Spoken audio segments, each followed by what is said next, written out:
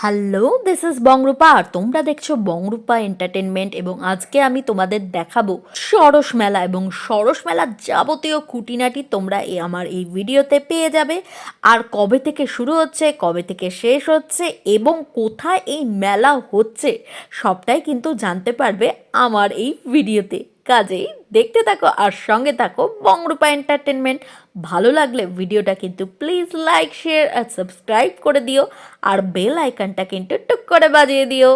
তাহলে চলো দেখে নিই এই ভিডিওতে।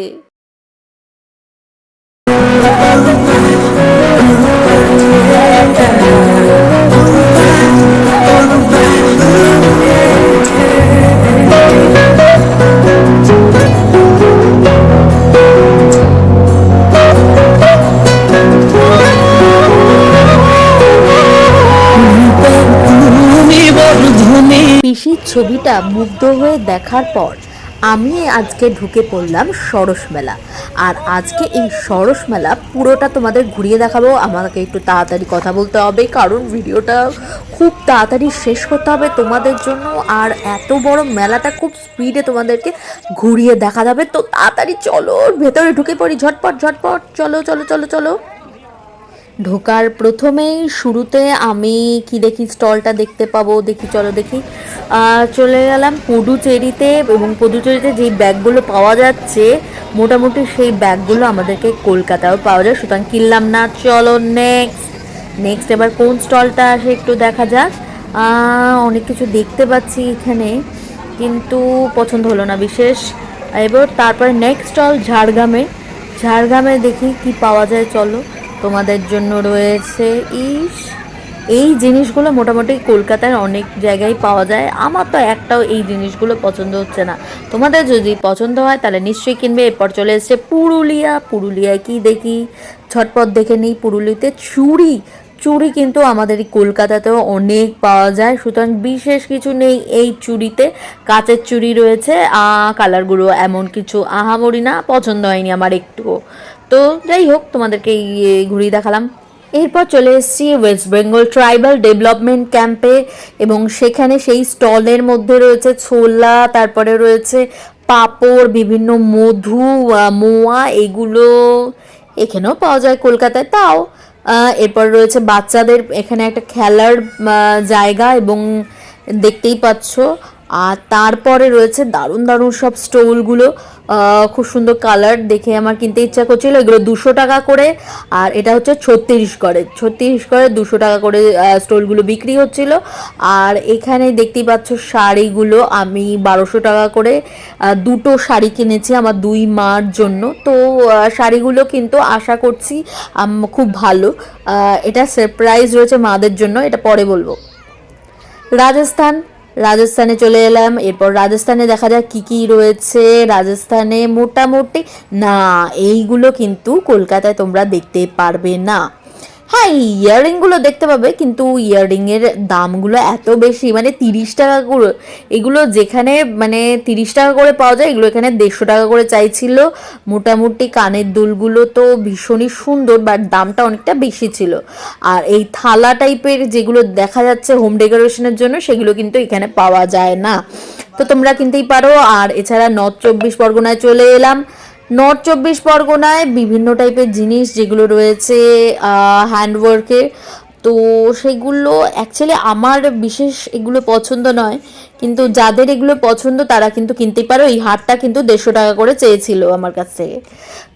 শাড়িগুলো দেখতেই পাচ্ছ, খুব একটা পছন্দসই না। বাহ, এমনি খুব সুন্দর অসাধারণ পেন্টিং করছে দেখে আমি থমকে গেলাম এবং তারপরে দেখলাম যে শাড়ির মধ্যে এই পেন্টিং অসাধারণ সব কাজগুলো করেছেন উনি। এরপরে চলে এসেছি জলপাইগুড়ি স্টলে কি রয়েছে, মধু। হ্যাঁ, এখানে মধু পাওয়া যায়, তবে জলপাইগুড়ি স্পেশাল এই মধু, আচার, ফিনাইল এগুলো সব হ্যান্ডমেড। তারপরে চলে এসেছি অন্ধ্রপ্রদেশের স্টলে কি দারুণ দারুণ সব জিনিস, কাঠের তৈরি, এত সুন্দর সুন্দর কাজ করা, অসাধারণ এই গণেশ, যেটা আমার খুবই প্রিয়। দেখো গণেশের কালেকশন অসাধারণ সব ছিল, আর কাঠের কাজগুলো কিন্তু জাস্ট অসাধারণ। এগুলো অনেক দাম চেয়েছে এবং 2000 টাকা গণেশটার দাম ছিল। দারুণ কিন্তু। এরপরে চলে এসেছি শিলিগুড়ি। শিলিগুড়ি স্টলে আবার এই জিনিসগুলো অ্যাকচুয়ালি আমার খুব একটা বিশেষ পছন্দ নয়, তাও চলো ঘুরে দেখাই তোমাদের জন্য। এরপরে যে নেক্সট স্টলটা ট্রিপ্ট, এই স্টল সম্পর্কে কোনো আইডিয়া নেই কোথাকার স্টল, কিন্তু এখানে যে হ্যান্ডমেড কুকিজগুলো আছে এগুলো কিন্তু অসাধারণ। বিশেষ করে এগুলো কিন্তু ডায়েটের জন্য খুবই ভালো, তাই আমার তো খুব পছন্দ হলো। এখানে রাগির বিস্কিট, রাগির কুকিজ এবং বাজরার কুকিজ সমস্ত কিছু কিন্তু পাওয়া যাচ্ছিল। নেক্সট হাওড়া চলে এসেছি, হাওড়া স্টলে। এবং হাওড়া স্টলে যে অনেক কালেকশন রয়েছে, নতুন নতুন সব মাটির জিনিস, এগুলো খুব আনকমন নয়, তবে কমন। মহারাষ্ট্র, এরপর নেক্সট স্টল মহারাষ্ট্রে কাজ করা এই শাড়িগুলো কিন্তু খুব সুন্দর দেখতে ছিল। আর তারপরে এগুলো দেখতেই পাচ্ছ। আর এইটা হচ্ছে 2000 টাকা আমার কাছে চেয়েছিল, আমার খুব পছন্দ হয়েছিল, নিইনি। রাজস্থানি স্যান্ডেল, যেগুলো কিন্তু 350 করে দাম ছিল, সবকটার নয়, তবে কিছু কিছু 350, কিন্তু আমি কিনিনি। আমার পছন্দ ছিল বাট কিনিনি।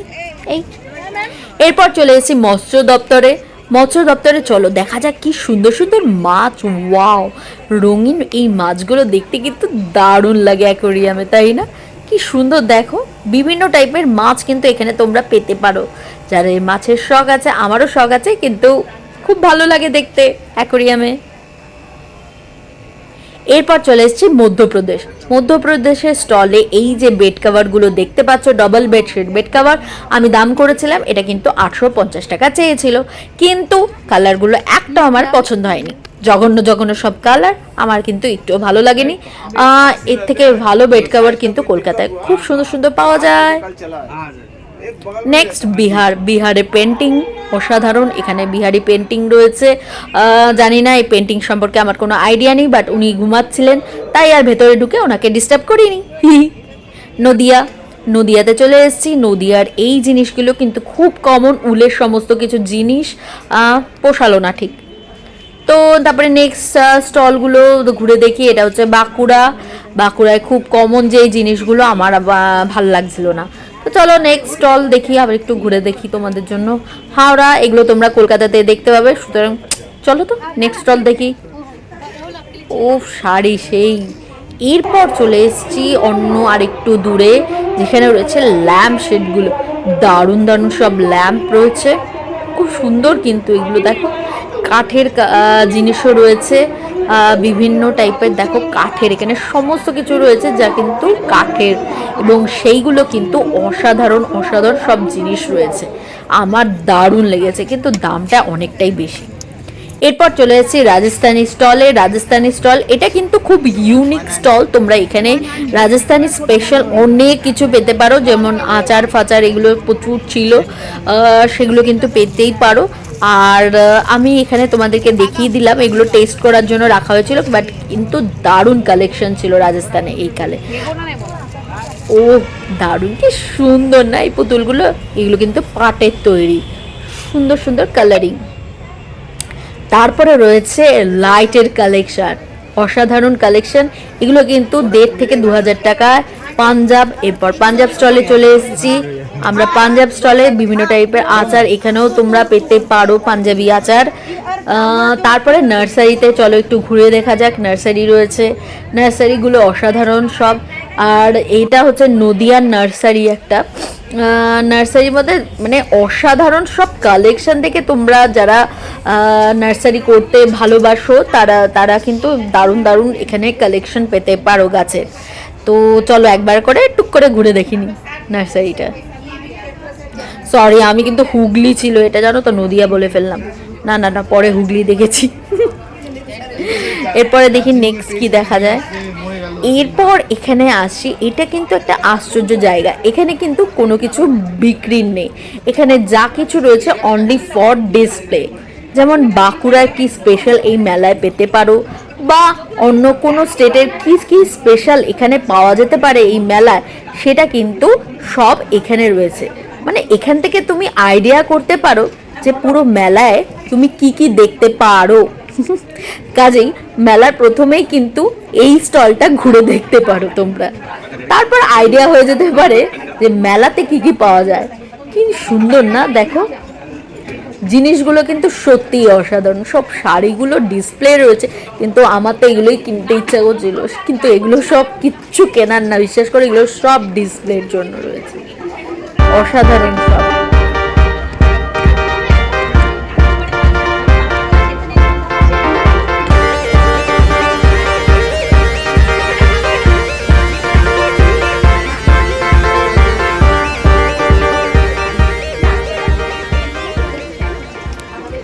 এরপর চলে আসলাম আমরা ফুড কোর্টে। খিদে পেয়েছিল অনেকক্ষণ মেলায় ঘুরতে ঘুরতে, তাই ফুচকা স্টল দেখে নিলাম। আর কি কি আছে চলো দেখি, চায়ের স্টল, আর কি আছে ওখানে প্রচুর স্টল। চলো আর একটু এগিয়ে যাওয়া যাক। পাপড়ি চাট রয়েছে, তোমরা যারা পাপড়ি চাট খেতে চাও তাহলে অবশ্যই চলে এসো এই জায়গাটায়। তারপর দেখি দেখি নেক্সট স্টল কি আছে। ও বাবা যা ভিড়, চলো চলো দেখি। ও এখানে রয়েছে মুর্শিদাবাদের স্টল, এখানে রয়েছে পশ্চিম মেদিনীপুর দুধ পুলি, এগরোল, হচপচ, মালপোয়া, এগুলো সব রয়েছে। তারপরে শিলিগুড়ি স্টলেও প্রচুর জিনিস রয়েছে যেখানে তোমরা আসতে পারো। আর শিলিগুড়িতে দেখা যাক কি কি পাওয়া যাচ্ছে। মোমো, ভেজ, তারপরে হুগলি চিকেন, ভাপা পিঠে। তারপরে নেক্সট স্টল হচ্ছে হাওড়া মাছ ভাত। এখানে কে মাছ ভাত মেলায় কে খায় বা? ওয়াও, এইটা কিন্তু একটা ইউনিক স্টাইল, সেটা তোমরা দেখতেই পাচ্ছ। আশা করি বলতে হবে না এটা কি জিনিসটা। ঢেকিতে মেয়েরা কাজ করছে, তো দারুণ লাগলো ব্যাপারটা। এরপর চলে এসেছি হরিণঘাটা মিটে। এখানে কিন্তু অনেক কিছু, যেমন ল্যাম্প কষা, মটন কষা 180 করে 3 পিস দেবে।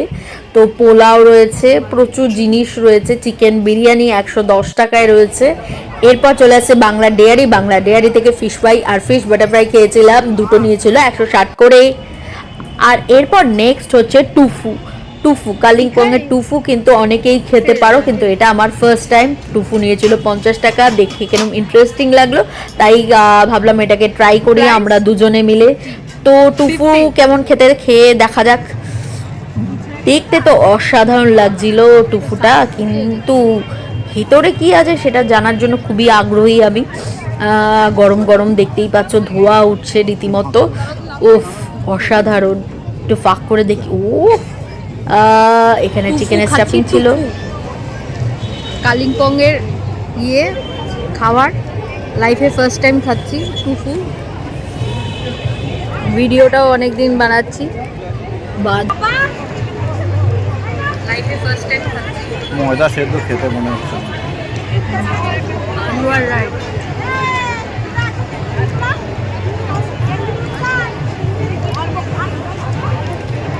ময়দাগুলো ফেরত দিয়েছো?